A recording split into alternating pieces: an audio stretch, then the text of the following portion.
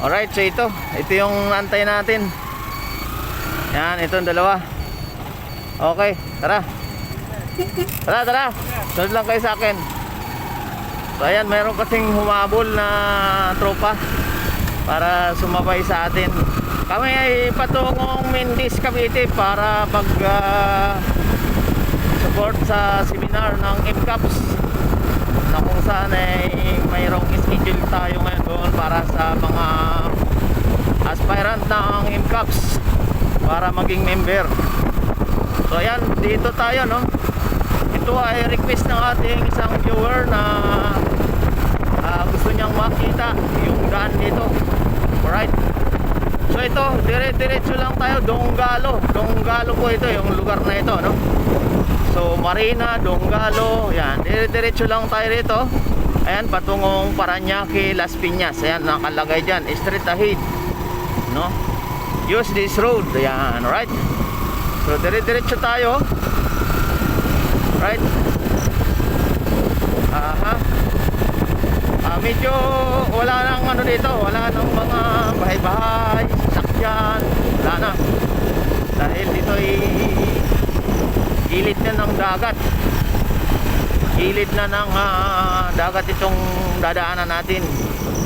Kaya lang nasa kabilang side tayo.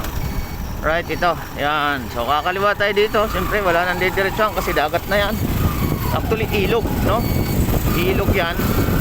Pero karugtong ng dagat siya. Yung natatanaw natin na maraming ilaw, yan po yung bulungan ng Parañaque. Maraming ilaw na yan. Yan, bulungan ng Parañaque. Yan tayo ngayon dadaan sa ilalim. Iikot tayo dyan. Okay. So pagbalik naman, ito kasi ay one way. Pagbalik, halimbawa kung pabalik, dyan dadaan palabas doon sa pinanggalingan natin. Kaya akit tayo rito para makaikot tayo doon sa may bulungan. Ayan, bulungan yan, Parañaque, bulungan. Okay, so medyo maliit lang ang daan dito sa daanan na to. Pero ayan, may mga 4-wheel naman na dumadaan.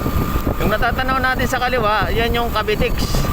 Yun, mga sasakyan na yun. So hindi na pwede ang motor doon.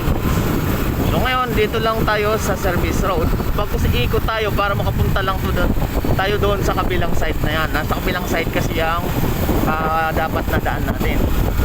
So ngayon, iikot lang tayo dito, no? Kakanan tayo rito. Parang U-turn lang siya. Yan, ganyan. Iikot lang tayo.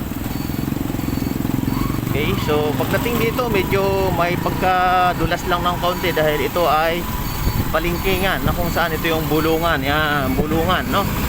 So dahil nasakto tayo sa oras ng pamilihan, kaya ito nagkaroon ng konting traffic dahil sumakto siya sa oras ng pamilihan. Right, pero ang gagawin natin dito ay ano natin to, diskartihan natin para tayo makalusot. Ayan yung bulungan Parañaque. Okay, sumakto tayo sa ano dahil oras ay alas 5, no? Kaya talagang mapapalaban tayo dito sa traffic. Okay, pero ganun pa man ay moving naman siya. Kaya lang nagkakaroon lang ng konti ng traffic, lalo kung may mga bumabalandra dito para magbaba ng yelo, baba ng isda. Oh, daming tao, diba? So kaya siya kaka-traffic. Madulas dahil ito ay basa, no? Unang-una yung mga pinaghugasan ng isda, madulas yan. So hanggang dito, actually ito labas na ito. Pero mayroon pa rin mga nagtitinda rito.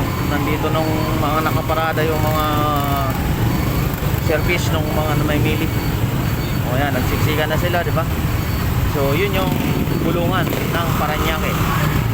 So bulungan, sa ibang bulungan na kung saan pag ikaw ay namili dito, magpupulungan kayo. Okay, maputik, di ba? Pabalik dyan kayo galing sa kabila. So pagpapunta ito dito kasi one way, parang lumalabas, ginawa nilang one way ito. Right? Okay, medyo may kasikipan lang talaga yung bahay dito. Ay, bahay, yung daan. Nakita ko kasi yung pabahay ng Pag-asa eh. So daan, pero wala pong ito, mula dito wala na po itong traffic dahil nga ito ay service road na kung saan wala nang masyadong dumadaang sasakyan, pailan-ilan na lang. Okay, so ito po yung mula doon sa may Pitex hanggang dito sa may Bulungan, Paranaque.